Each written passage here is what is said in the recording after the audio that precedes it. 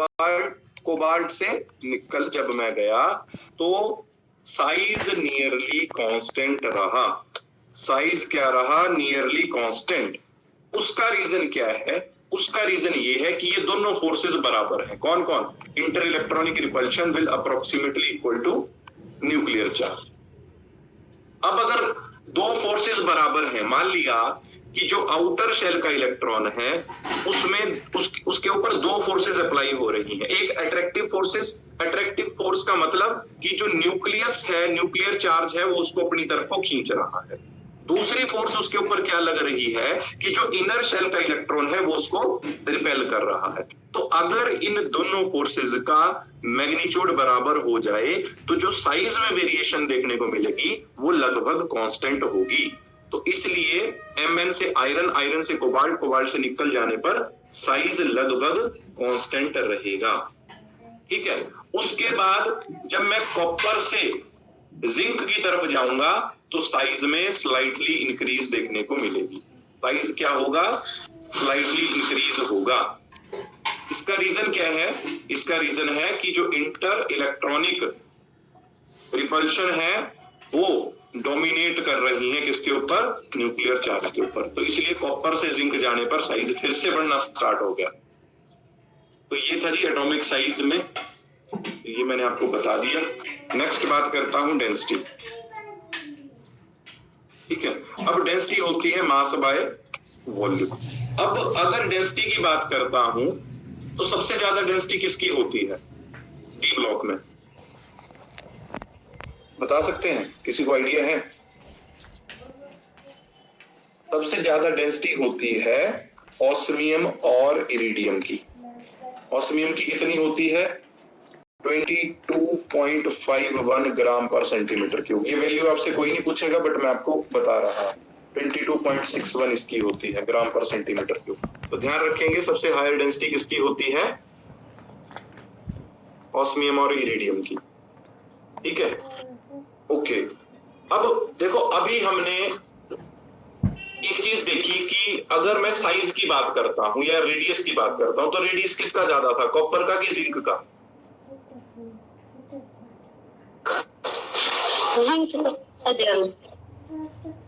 देखो, जो metallic radius था, अगर मैंने रेडियस की बात की या साइज की बात की तो वो किसका ज्यादा था? जिंक का ज्यादा था। किससे?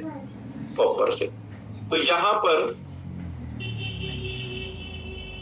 मेटेलिक रेडियस जिंक का ज्यादा है अगर कॉपर से, तो मतलब वॉल्यूम किसका ज्यादा होगा फिर? अगर मैं बोल रहा हूं metallic radius of zinc is more than copper, तो वॉल्यूम किसका ज्यादा होगा? तो वॉल्यूम भी जिंक का ज्यादा होगा, है ना? Volume of zinc is more than volume of copper. अब अगर ये बात है तो डेंसिटी किसकी ज्यादा होगी? डेंसिटी रिवर्स हो जाएगी वॉल्यूम से। अरे जिसका वॉल्यूम ज्यादा उसकी डेंसिटी का, क्योंकि इनवर्स रिलेशन है। तो डेंसिटी अगर कॉपर और जिंक में पूछेंगे तो कॉपर की डेंसिटी ज्यादा है इसके कंपैरिजन में, जिंक के कंपैरिजन में। कई बार ये यहां से क्वेश्चन बन जाता है। ठीक है।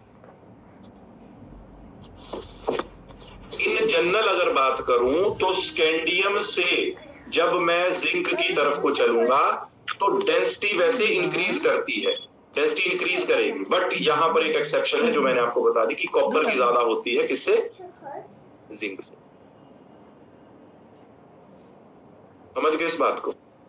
अच्छा।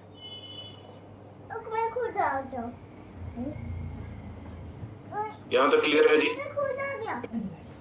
देखो, स्कैंडियम से टाइटेनियम जाऊंगा, डेंसिटी इंक्रीज करेगी। टाइटेनियम से वेनेडियम जाऊंगा, डेंसिटी इंक्रीज करेगी। क्रोमियम जाऊंगा और इंक्रीज, Mn पे और इंक्रीज, आयरन पे और इंक्रीज, है ना? कोबाल्ट पे और इंक्रीज, निकल पे और इंक्रीज। ठीक है। बट जिंक की कम होती है। किससे? कॉपर से। ये बात याद रखें। ठीक है बात? यहां तक क्लियर है आपको? अब बात करता हूं नेक्स्ट प्रॉपर्टी की, दैट इज आयोनाइजेशन एनर्जी। तो अगर आयोनाइजेशन एनर्जी की बात करता हूं तो आयोनाइजेशन एनर्जी पीरियोडिक टेबल में इंक्रीज करती है। से राइट क्या करती है? इंक्रीज करती है सर। लेफ्ट से right increases due to increase in atomic number. तो मतलब कि स्कैंडियम की क्या होगी? लोएस्ट। और जिंक की क्या होगी? हाईएस्ट। ऐसा ही होगा ना, लेफ्ट से राइट, यही मतलब तो हुआ। यहाँ पर स्कैंडियम है और ऐसे चलते चलते हम जिंक पे पहुंचेंगे। ठीक है, अब अगर बात करता हूं इसी ग्रुप की, जो ग्रुप 12 है जिंक वाला, जिंक, कैडमियम और मरकरी, ये 12th ग्रुप है ना। तो 12th ग्रुप के जितने भी एलिमेंट होते हैं, इनके लिए जो आयोनाइजेशन एनर्जी की वैल्यू होती है वो बहुत हाई होती है। रीजन क्या है? रीजन है due to fully filled electronic configuration. ये पहले से स्टेबल है, तो यहां से अगर इलेक्ट्रॉन निकालना है तो जो अमाउंट ऑफ एनर्जी रिक्वायर्ड होगी दैट इज मोर, है ना। तो zinc, cadmium and mercury have very high ionisation energy values due to fully filled configuration, electronic configuration. ठीक है जी, इतनी बात क्लियर हो गई आपको? Yes sir.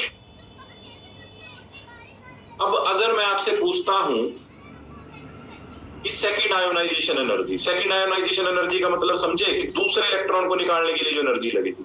अगर मान लिया आपको ऐसा क्वेश्चन आ गया कि सेकंड आयोनाइजेशन एनर्जी बताओ क्रोमियम और Mn में किसकी ज्यादा होगी, तो क्या आंसर देंगे आप? Mn की सर। Mn को ज्यादा एनर्जी लगेगी, क्रोमियम स्टेबल है। देखो ना जी, क्रोमियम की कॉन्फ़िगरेशन आई 4s1 3d5, यस सर। ठीक है। Mn की कॉन्फ़िगरेशन आई 4s2 3d5। अब मान लिया कि इनसे एक इलेक्ट्रॉन पहले निकाल लिया गया, तो क्रोमियम पॉजिटिव की कॉन्फ़िगरेशन क्या बनी? 4s0 3d5, और यहाँ पर Mn पॉजिटिव की कॉन्फ़िगरेशन क्या बनी? 4s1 3d5। तो किसकी ज्यादा होगी? डेफिनेटली क्रोमियम की ज्यादा होगी जी। सेकंड की बात कर रहा हूँ, फर्स्ट की बात थोड़ी की मैं। Answer is chromium is more than Mn। समझे बात को? यहाँ पर ये स्टेबल कॉन्फ़िगरेशन है, यहाँ पर इलेक्ट्रॉन S से निकलेगा जो दूसरा इलेक्ट्रॉन निकलेगा। बात समझ आई? Yes sir. एक जनरल बात आपको बता रहा हूं, किसी भी एलिमेंट से 1 by 1 करके इलेक्ट्रॉन निकाले जाए। मान लिया पहला इलेक्ट्रॉन निकाला किसी भी एलिमेंट से, तो उसको बोलूंगा IE1। IE1 का मतलब ionization energy correspond to 1 electron, है ना। और IE2 का मतलब energy correspond to second electron. IE3 का मतलब energy correspond to third electron. तो हमेशा किसी भी एलिमेंट के लिए जो IE3 होगी it is always greater than IE2 than IE1। ये क्वेश्चन भी आपसे आ सकता है, स्टेटमेंट बेस्ड क्वेश्चन बन सकता है कि कोई एलिमेंट है उससे 1 by 1 जो है वो इलेक्ट्रॉन को रिमूव कर रहा हूं, तो बताओ कौन सी आयोनाइजेशन एनर्जी ज्यादा होगी। ये ट्रेंड आपसे पूछ सकता है। एक में ये तीनों बराबर लिख सकता है, एक में IE1 को ज्यादा दिखा सकता है, एक में IE2 को ज्यादा दिखा सकता है, और एक में IE3 को ज्यादा दिखा सकता है। तो ध्यान रखेंगे कि अगर मैं किसी एलिमेंट से 1 by 1 करके एक एक इलेक्ट्रॉन निकाल रहा हूं, तो तीसरे इलेक्ट्रॉन को निकालने के लिए हमेशा एनर्जी ज्यादा लगेगी दूसरे इलेक्ट्रॉन के कंपैरिजन में देन फर्स्ट इलेक्ट्रॉन के कंपैरिजन। समझ गए इस बात को? यहां तक आपको क्लियर है? Yes sir. ओके, अब नेक्स्ट प्रॉपर्टी है melting point and boiling point. Melting point and boiling point, ठीक है। तो मेल्टिंग पॉइंट और बॉइलिंग पॉइंट किसके ऊपर डिपेंड करता है? देखो, ट्रांजिशन एलिमेंट्स का मेल्टिंग पॉइंट और बॉइलिंग पॉइंट हाई होता है due to strong inter atomic metallic bonding. Melting point और बॉइलिंग पॉइंट कहीं ना कहीं एक्सटेंट ऑफ मेटेलिक बॉन्डिंग पे डिपेंड करता है, और जो मेटेलिक बॉन्डिंग होती है वो कहीं ना कहीं किसके ऊपर डिपेंड करती है? नंबर ऑफ अनपेयर्ड इलेक्ट्रॉन के ऊपर।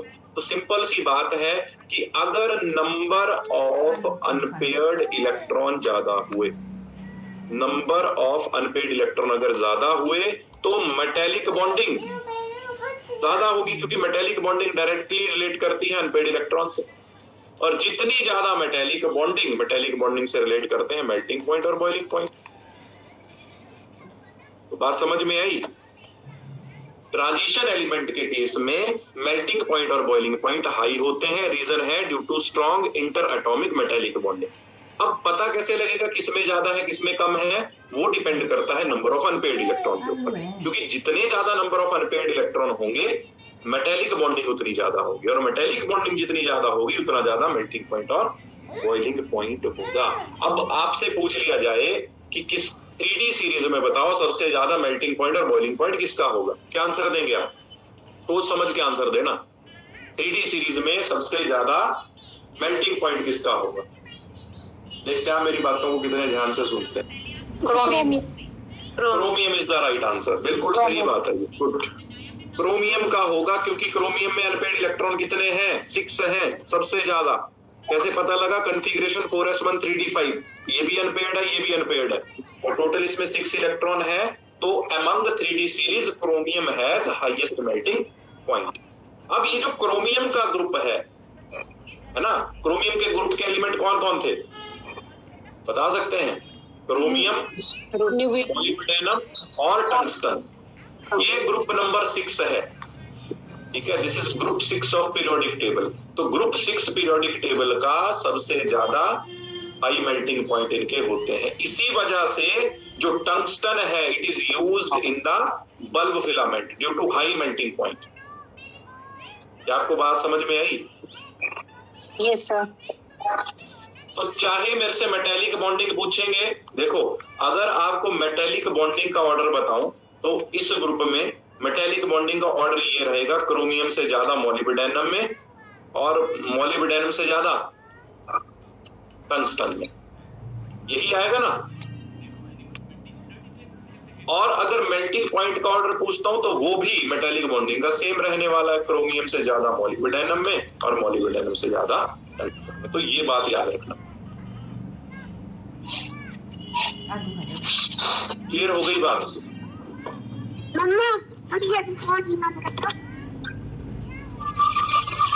यहाँ तक बात क्लियर है जी? Yes sir. Okay,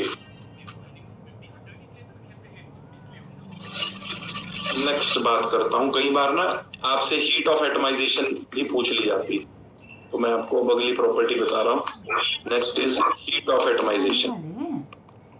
of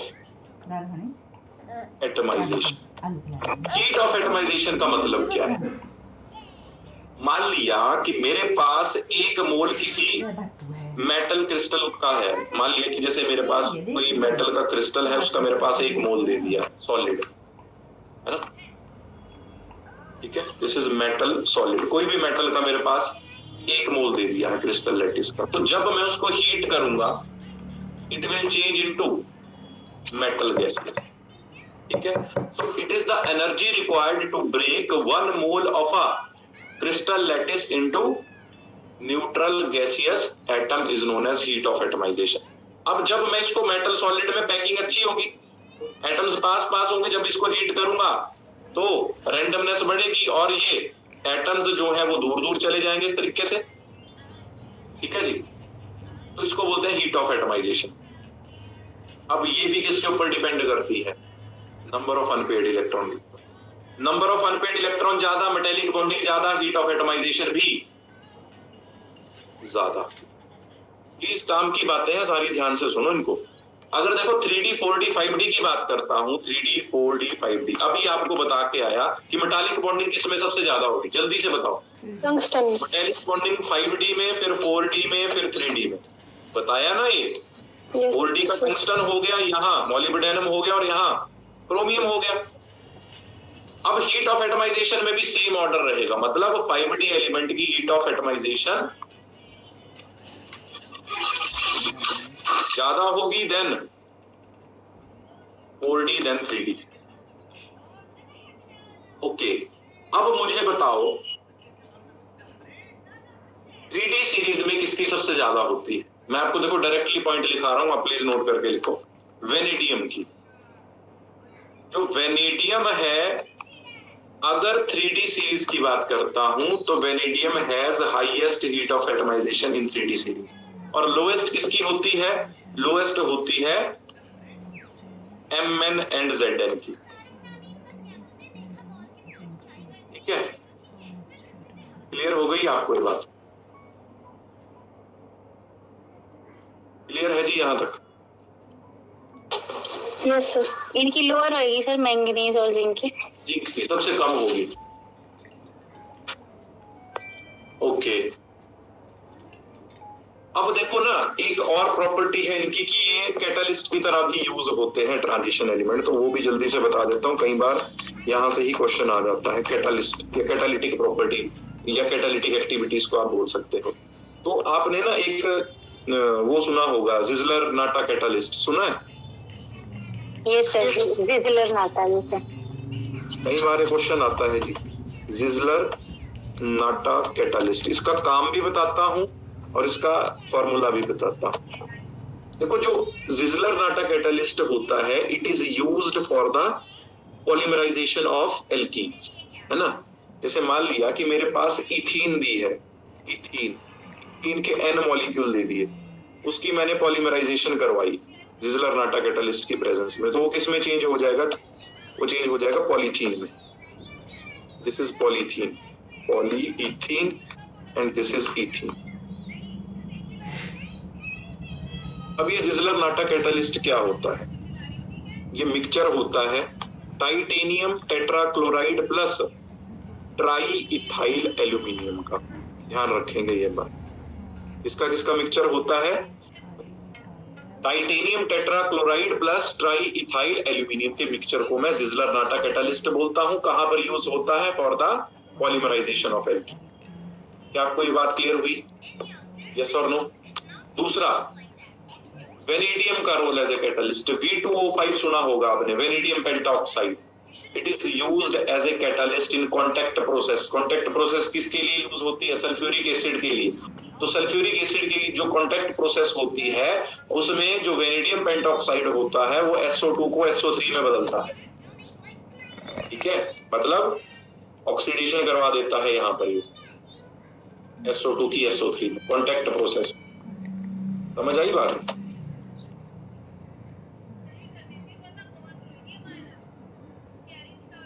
clear है इतनी बात? Yes sir. और एक होता है पैलेडियम, PD। याद रखेंगे, it is used in Wacker process. अभी विकर प्रोसेस क्या होती है वो भी बताता हूं, क्योंकि इंपॉर्टेंट क्वेश्चन यहां से बन सकता है। मान लिया कि ये मेरे पास कोई एल्कीन है, ठीक है। विकर प्रोसेस में एल्कीन की ऑक्सीडेशन होती है PDCl2 और O2 के साथ, और this will change into your aldehyde. तो this is your Wacker process, जिसमें एल्कीन से क्या बनता है? एल्डिहाइड बनता है। ठीक है। और AGBR का रोल कहां होता है? फोटोग्राफिक इंडस्ट्री में, है ना। क्योंकि इसकी जो AGBR की प्रॉपर्टीज जो होती हैं, it is light sensitive properties, है ना। तो AGBR is used in photographic industry. और ऐसे क्वेश्चन, बेकार से क्वेश्चन पेपर में आते हैं, आपने देखा होगा। देखे ना ऐसे क्वेश्चन? जी सर, ये आते हैं स्टेटमेंट वाले जो। जी। अब देखो, नेक्स्ट है हमारे पास निकल हो गया, पैलेडियम हो गया, प्लेटिनम हो गया। ये सारे के सारे हाइड्रोजन के साथ कैटालिस्ट की तरह काम करते हैं। आपने देखा होगा किसके लिए यूज होते हैं? Hydrogenation of alkene and alkyne के लिए। Hydrogenation of alkene and alkyne. Hydrogenation को और क्या बोल सकता हूं? Reduction. Addition of hydrogen is reduction. तो मान लिया कि मेरे पास कोई भी एल्कीन दी है, ठीक है, उसमें मैं क्या कर रहा हूं? H2 ले रहा हूं। इसमें से आप निकल, प्लेटिनम कुछ भी ले सकते हो। तो वो जो है हाइड्रोजिनेशन हो जाएगी, एक H यहां मिलेगा, एक H यहां मिलेगा, तो ये CH3 में टूट जाएगा। ठीक है। नेक्स्ट याद रखेंगे, इसमें कॉपर का क्या रोल होता है? आपने देखा होगा, मैंने एक रिएक्शन भी ऑर्गेनिक में करवाया था, कॉपर 300 डिग्री सेल्सियस पर। ये क्या काम करता है? It is used for the dehydrogenation of alcohol. Dehydrogenation of alcohol.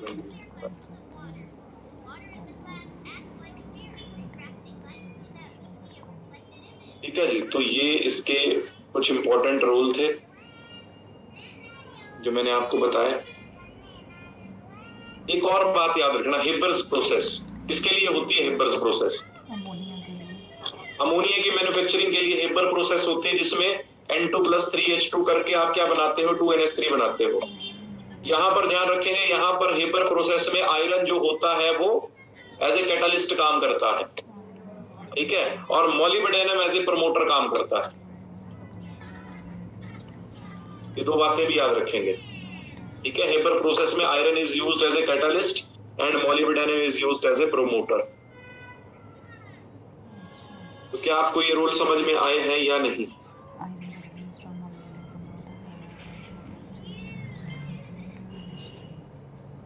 आलू खा लिया थोड़ा सा। Yes sir. Okay.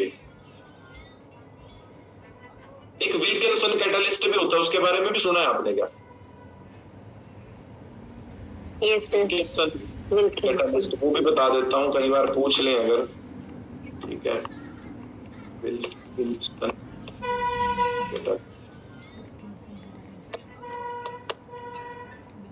Wilkinson catalyst होता है आपके पास ट्राइफिनाइल फॉस्फीन रोडियम 1 क्लोराइड, इसको बोलते हैं विल्किंसन कैटलिस्ट। ठीक है, triphenyl phosphine rhodium 1 chloride. Okay, तो देखो यहां से बहुत सारे क्वेश्चन बन सकते हैं। आलू है। ये किस केस में यूज होता है सर विल्किंसन कैटलिस्ट? ये ऑर्गेनिक रिएक्शंस में यूज होता है विल्किंसन कैटलिस्ट। ये भी ऑक्सीडाइजिंग एजेंट की तरह ही काम करता है। सर ये जो आपने ऊपर हैबर्स प्रोसेस में ना आयरन कैटलिस्ट बताया, प्रमोटर किसको बताया? मॉलिब्डेनम को। अब देखो मैं आपको ना कुछ, कई बार ना क्वेश्चन आपने देखा होगा कि ऐसा क्वेश्चन आता है पेपर में कि which one of the following oxide is basic, which one of the following oxide is amphoteric, है ना? और आप वहां पर कंफ्यूज हो जाते हो टोटली। तो मैं वो थोड़ी सी गेम आपको बता देता हूँ ऑक्साइड्स की अभी, है ना? तो ऑक्साइड्स ऑफ मेटल, अब अगर ट्रांजिशन मेटल ऑक्साइड की बात करता हूं तो वो बेसिक भी होते हैं, एम्फोटेरिक भी होते हैं और एसिडिक भी होते हैं। अगर वो लोअर ऑक्सीडेशन स्टेट में होंगे जैसे +1 +2 +3 तो जनरली वो बेसिक ऑक्साइड होंगे, जनरली वो बेसिक ऑक्साइड होंगे। जैसे +1 में कॉपर का एक ऑक्साइड होता है Cu2O, Cu2O is a basic oxide. +2 में टाइटेनियम और कॉपर के 2 ऑक्साइड होते हैं, टाइटेनियम ऑक्साइड और कॉपर ऑक्साइड, तो ये भी बेसिक होते हैं। +3 में बात करता हूं तो +3 में स्कैंडियम का ऑक्साइड होता है, स्कैंडियम ऑक्साइड, उसी तरीके से टाइटेनियम ऑक्साइड, उसी तरीके से वेनेडियम ऑक्साइड। बस और निकलो। ठीक है, ध्यान रखेंगे Mn2O3, डायरेक्ट आपको सब कुछ बता रहा हूँ, Fe2O3, ये सारे के सारे बेसिक ऑक्साइड हैं +1 +2 +3 में। क्लियर हो गई इतनी बात? सर अगर इनकी ऑक्सीडेशन स्टेट +1 +2 और +3 हो, हाँ इनमें +1 +2 +3 आप निकाल के देख लो, किसी में एक में निकाल के मैं बता देता हूँ। किसमें निकाल के बताऊँ? इसमें बता दूं आयरन की। देखो यहाँ पर आ जाएगा 2x - 6 = 0, 2x = 6, x = 6/3, कितना आ गया? 6/2 सॉरी, है ना, 3 आ जाएगा। किसी की भी देख लो आप, जो ये लिखे हैं ऑक्साइड इसमें कॉपर +1 में होगा, ये जो +2 वाले लिखे हैं इसमें टाइटेनियम कॉपर +2 में होंगे, ये जो +3 वाले लिखे हैं इसमें स्कैंडियम टाइटेनियम वेनेडियम मैंगनीज और आयरन +3 में होंगे। तो ये सारे के सारे बेसिक ऑक्साइड हैं, पता लग गया? Yes sir. ठीक है जी बात। अब अगर ऑक्साइड जो है वो +4 ऑक्सीडेशन स्टेट में हो, ट्रांजिशन मेटल की बात कर रहा हूं यहां पर केवल और केवल, तो +4 में जनरली जो ऑक्साइड होते हैं वो एम्फोटेरिक होते हैं। वो क्या होते हैं जी? एम्फोटेरिक। अब एम्फोटेरिक एग्जांपल जैसे MnO2 एम्फोटेरिक है, TiO2 एम्फोटेरिक है, जिरकोनियम ऑक्साइड ZrO2 एम्फोटेरिक है। इनको छोड़कर ना कुछ और ऑक्साइड भी एम्फोटेरिक होते हैं, वो भी मैं इनके साथ ही लिख रहा हूं, तो प्लीज आप सारे एक साथ लिख लेना प्लीज, क्योंकि ये क्वेश्चन यहां से आ सकता है। ठीक है, MnO2 TiO2 ZrO2 ये तो एम्फोटेरिक है ही, यहाँ पर आप ऑक्सीडेशन स्टेट निकालोगे तो +4 आएगी। इनको छोड़ के कुछ और भी होते हैं, वो भी लिखवा रहा हूँ। ZnO is also amphoteric, Cr2O3 is also amphoteric. ठीक है, TiO2 तो ऊपर आ गया है, TiO2 is also amphoteric, V2O5 is also amphoteric. तो ये सारे ऑक्साइड एम्फोटेरिक होते हैं। क्लियर है इतनी बात? ओके, नेक्स्ट बात करता हूं फिर +5 +6 +7 ऑक्सीडेशन स्टेट में जो भी ऑक्साइड मिलेंगे वो एसिडिक ऑक्साइड होते हैं। ठीक है जी, एसिडिक ऑक्साइड में एग्जांपल CrO3, Mn2O7, ये एसिडिक ऑक्साइड होते हैं।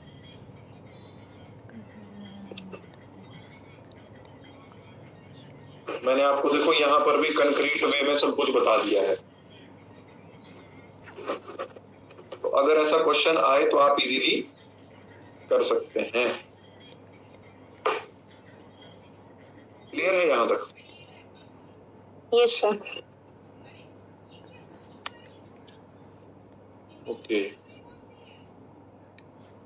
अब देखो ना, इसमें दो इंपॉर्टेंट कंपाउंड होते हैं कि KMnO4 होता है और एक आपका पोटाशियम डाइक्रोमेट होता है। तो उनके बारे में हम थोड़ा सा बता देता हूं आपको, फिर डी ब्लॉक खत्म हो जाएगा। ठीक है जी। तो देखो पहले तो आपको ना दो आयंस के बीच में कुछ चीजें पता होनी चाहिए। जैसे एक होता है KMnO4 और एक होता है K2MnO4। क्या क्या नाम है इनके? KMnO4 का क्या नाम है जी? पोटाशियम पर मैग्नेट। क्या नाम है? पोटाशियम पर मैग्नेट। यहाँ पर Mn+7 में है। K2Mn4 का क्या नाम है? Potassium magnet, potassium manganate. यहां पर Mn+6 में है। तो यहां से कौन सा आयन मिलेगा? यहां से जो आयन मिलेगा MnO4 1 नेगेटिव, इसका नाम है कौन सा ion? This ion is permanganate ion. Permanganate इसका नाम MnO4 2 नेगेटिव, इसका नाम है मैंगनेट आयन। अब कई बार इनसे रिलेटेड क्वेश्चंस बहुत बार पेपर में पूछ लिए जाते हैं। देखो यहाँ पर Mn की ऑक्सीडेशन स्टेट मैंने आपको बताई कितनी आती है? +7 आती है। +7 मतलब 3d0 आएगी यहाँ पर कॉन्फ़िगरेशन। यहाँ पर Mn किस में आता है? +6 में आता है, तो कॉन्फ़िगरेशन आएगी 3d1। चेक करके देख लेना। इसका कलर जो होता है, इसका कलर होता है पर्पल, जिस पेन से लिख रहा हूं जी, ठीक है। और इसका कलर होता है ग्रीन, ठीक है। अब कई बार क्वेश्चन आता है, कलर का रीजन पूछता है कि why KMnO4 is purple in color या why K2MnO4 is green in color। Reason होता है चार्ज ट्रांसफर। क्या रीजन होता है इसका? Charge transfer. चार्ज ट्रांसफर में भी ligand to metal charge transfer, LMCT का मतलब ligand to metal charge transfer, है ना। तो इसमें O2 negative as a ligand काम करता है, वो चार्ज ट्रांसफर करता है किसको? Mn+7 को, जिसकी वजह से यहाँ पर जो है आपको पर्पल कलर देखने को मिलता है। सिमिलरली O2 नेगेटिव इस केस में चार्ज ट्रांसफर करता है Mn+6 को, जिसकी वजह से आपको यहाँ पर कलर देखने को मिलता है। तो ध्यान रखेंगे, कलर का रीजन पूछेगा तो चार्ज ट्रांसफर, अगर बहुत स्पेसिफिक पूछेगा तो ligand to metal charge transfer, दोनों केसेस में। ठीक है, क्लियर हुई ये बात? यस और नो? जल्दी से बताओ जी, यहां तक क्लियर है?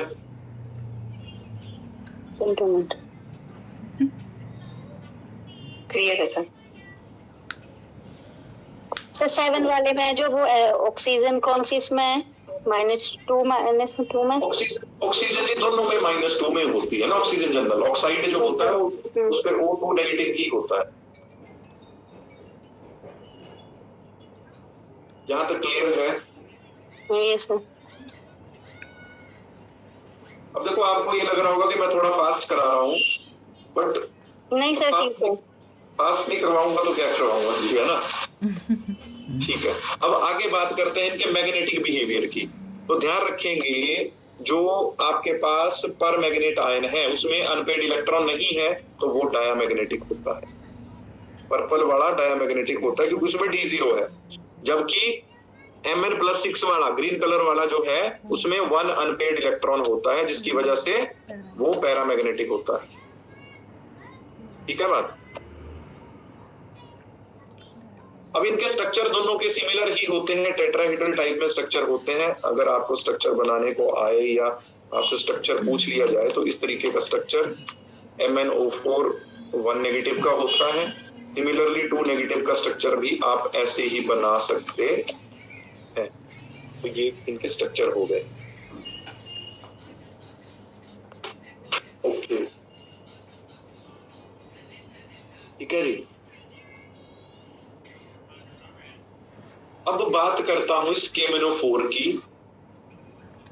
देखो इंटेंस पर्पल कलर होता है इसका KMnO4 का, ठीक है।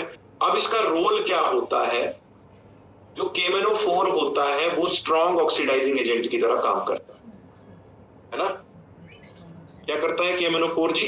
देखो मैं आपको इसका रोल जल्दी से बता देता हूँ। KMnO4 जो होता है it is a strong oxidizing agent तीनों मीडियम में, एसिडिक, न्यूट्रल और बेसिक में, ठीक है। एसिडिक, बेसिक और न्यूट्रल तीनों मीडियम में ये आपका जो है वो स्ट्रॉन्ग ऑक्सीडाइजिंग एजेंट की तरह काम करता है। अब देखो कैसे काम करता है वो भी जल्दी से आपको बता देता हूँ। कई बार इलेक्ट्रॉन चेंज पूछता है, यहाँ पे ध्यान रखना बात को, यहां से इंपॉर्टेंट क्वेश्चन बन सकता है। जैसे MnO4 1 नेगेटिव है, अब एसिडिक मीडियम में जब मैं इसका रिएक्शन करवाऊंगा तो ये MnO4 नेगेटिव Mn2 पॉजिटिव में चला जाएगा, ठीक है। अगर बात करता हूं आपके पास न्यूट्रल मीडियम की, तो न्यूट्रल मीडियम में ये MnO2 में चला जाता है। और अगर बात करता हूं बेसिक मीडियम की, तो यहां पर ये चला जाता है MnO4 2 नेगेटिव, ठीक है। इंपॉर्टेंट बात, जब जो आपका KMnO4 है उसमें जब वो एसिडिक मीडियम में रिएक्शन करता है तो आपसे इलेक्ट्रॉन चेंज पूछ सकता है कि कितने इलेक्ट्रॉन का चेंज आता है एसिडिक मीडियम में, बेसिक में और न्यूट्रल। तो यहां पर आपको अच्छे से बात पता है कि यहां पर Mn जो है वो +7 है, ठीक है। अब +7 से कोई चीज +2 में जा रही है तो कितने इलेक्ट्रॉन का चेंज आएगा? यहाँ पर Mn पॉजिटिव चार्ज है मतलब +2, कितने इलेक्ट्रॉन का? 5। तो ध्यान रखेंगे एसिडिक मीडियम में कितने इलेक्ट्रॉन का चेंज आता है? 5 इलेक्ट्रॉन का। न्यूट्रल मीडियम में Mn अरे 7 से 4 गए तो 3 का है ना, यस सर। तो यहाँ पर 3 का आएगा जी। और यहाँ पर +6 है तो यहाँ पर 1 का है। तो ऐसे रखेंगे याद, 5 के बाद 2 कम हुए तो 3, फिर 2 कम हुए तो 1। तो यह है इलेक्ट्रॉन चेंज इन एसिडिक, उसके बाद आपका न्यूट्रल, उसके बाद बेसिक, यह है इलेक्ट्रॉन चेंज। ध्यान रखेंगे मोस्ट इंपॉर्टेंट क्वेश्चन यहां से बन सकता है अगर अच्छे क्वेश्चन बनाएंगे तो, ठीक है जी बात। Yes sir. यहां तक आपको क्लियर है? Yes sir. अब नेक्स्ट क्वेश्चन ये आता है कि एसिडिक मीडियम में ये किस किस की ऑक्सीडेशन कर देता है। तो मैं डायरेक्टली यहाँ पर बता रहा हूँ आपको, क्योंकि ज्यादा एक्सप्लेन नहीं करूंगा, है ना। तो ये NO2 नेगेटिव को NO3 नेगेटिव में चेंज कर देता है एसिडिक मीडियम में। सल्फाइड को सल्फेट में चेंज कर देता है इन एसिडिक मीडियम, ठीक है। ऑक्सालेट को CO2 में चेंज कर देता है, ठीक है जी। आयरन 2 को आयरन 3 में। तो ये इसके कुछ रिएक्शंस हैं जो ये एसिडिक मीडियम में करवाता है, ठीक है जी। तो इतनी बातें कम से कम आपको याद होनी चाहिए। यहां तक क्लियर है? अब इसमें ना वो बचता है ये सर KMnO4 ही कर रहा है ना? ये KMnO4 एसिडिक मीडियम में कर रहा है। नाइट्राइट को नाइट्रेट में, सल्फाइड को सल्फेट में, ऑक्सालेट को कार्बन डाइऑक्साइड में, आयरन 2 को आयरन 3 में। Fe2 फेरिक, फेरस लो ऑक्सीडेशन स्टेट में अस लगाते हैं, हायर में एक लगाते हैं।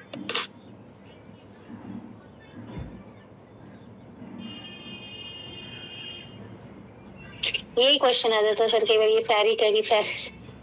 हाँ, ये फॉर्मूला मेकिंग आती है ना आप सबको। जैसे फेरस क्लोराइड का फॉर्मूला क्या होगा? FeCl2 है ना। FeCl2 फेरस क्लोराइड है, FeCl3 फेरिक क्लोराइड है, ठीक है। उसी तरीके से H2SO3 सल्फ्यूरस एसिड है, H2SO4 सल्फ्यूरिक एसिड है। ये बेसिक सी बातें हैं जी, है ना। तो कई बार पूछ ली जाती है ये। ओके, अब नेक्स्ट मैं बात करता हूं K2Cr2O7 की, जिसको मैं पोटाशियम डाइक्रोमेट बोलता हूं। तो यहां पर भी दो आयंस की केमिस्ट्री में डिस्कस करूंगा। एक है मेरे पास CrO4 2 नेगेटिव और दूसरा है Cr2O7 2 नेगेटिव। जो CrO4 2 नेगेटिव है इसको बोलता हूं क्रोमेट आयन। कौन सा आयन? Chromate ion.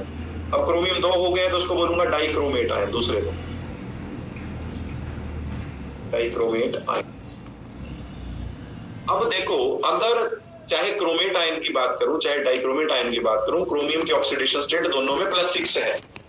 +6 होने का मतलब कि यहां पर क्रोमियम जो है वो किस ऑक्सीडेशन स्टेट में है? D0 में। यहां पर भी D0, यहां पर भी D0। अब ध्यान रखेंगे कि जो क्रोमेट आयन होता है वो येलो कलर का होता है, जबकि डाइक्रोमेट आयन ऑरेंज कलर का होता है, ठीक है। और दोनों डायमैग्नेटिक होते हैं। मैग्नेटिक बिहेवियर की बात करो तो दोनों डायमैग्नेटिक होते हैं। तो ये कुछ बातें आप याद रखें, ठीक है। नेक्स्ट बात जो यहाँ पर पूछी जाती है कि जो पोटाशियम डाइक्रोमेट होता है ऑरेंज कलर का सॉलिड K2Cr2O7, उसको मैं किससे बनाता हूं? तो उसको बनाता हूं मैं क्रोमाइट ओर से। किससे बनाता हूं? क्रोमाइट ओर से इसकी प्रेपरेशन होती है। अब क्रोमाइट ओर का फार्मूला पूछ लें तो क्रोमाइट ओर का फार्मूला होता है FeCr2O4। ध्यान रखेंगे ये बात भी। पोटाशियम डाइक्रोमेट किससे बनता है? क्रोमाइट ओर से बनता है, ठीक है जी। बात इतनी बात आई थिंक आप याद रखेंगे। और अगर बात करता हूं KMnO4 की तो वो किससे बनता है वो भी बता देता हूं। जो KMnO4 होता है वो बनता है पायरोल्यूसाइड से। पायरोल्यूसाइड ओर से बनता है, जिसका फॉर्मूला होता है MnO2। याद रखेंगे ये बात। इससे KMnO4 बनता है पायरोल्यूसाइड ओर से। और यहां पर जो आपका K2Cr2O7 है पोटाशियम डाइक्रोमेट, वो बनता है किससे? क्रोमाइट ओर से, FeCr2O4 से। सर KMnO4 किससे बताया आपने? इसका क्या और होता है? पायरोल्यूसाइड ओर MnO2। पायरोल्यूसाइड, ठीक है जी। तो ये कुछ चीजें आपसे पूछी जा सकती हैं। और यहाँ पर ना कई बार स्पेसिफिक क्वेश्चन बनता है, आपने देखा होगा CrO5 में क्रोमियम की ऑक्सीडेशन स्टेट पूछते हैं, तो गलती से भी +10 मत निकालना, +6 ही होती है। मैंने पहले भी डिस्कस किया था, इसका जो स्ट्रक्चर होता है वो बटरफ्लाई लाइक स्ट्रक्चर होता है इस तरीके से। शायद आपको बताया था मैंने ये। तो यहाँ पर क्रोमियम की जो ऑक्सीडेशन स्टेट आती है +6 आती है। क्लियर है ये बात? तो D ब्लॉक खत्म हो गया है, ठीक है। तो मैं कोशिश करूंगा कि आपको लेंथेनाइड और एक्टिनाइड के कॉन्फ़िगरेशन कैसे याद रखते हैं, उसमें कौन कौन से ऑक्सीडेशन स्टेट होते हैं, कौन कितना ऑक्सीडेशन स्टेट शो करता है, वो बता दूं एटलीस्ट नेक्स्ट क्लास में, है ना। फिर हम इसको क्लोज कर दें। यहाँ तो क्लियर है जी? Yes sir. तो आज के लिए मैं इतना ही करवा रहा हूं, ठीक है। और हो सकता है कि आपके ना 3-4 मॉक हों प्रॉपरली। जो भी आपका पेपर पैटर्न होगा उस पैटर्न पे हम खुद मॉक बनाएंगे, ठीक है। जो मॉक टेस्ट होते हैं सिमिलर तरीके से, तो आप प्लीज उनको अच्छे से सॉल्व करना मतलब, है ना, उसको थोड़ा सिंसियर वे में लेना है। जैसे आई मीन टू से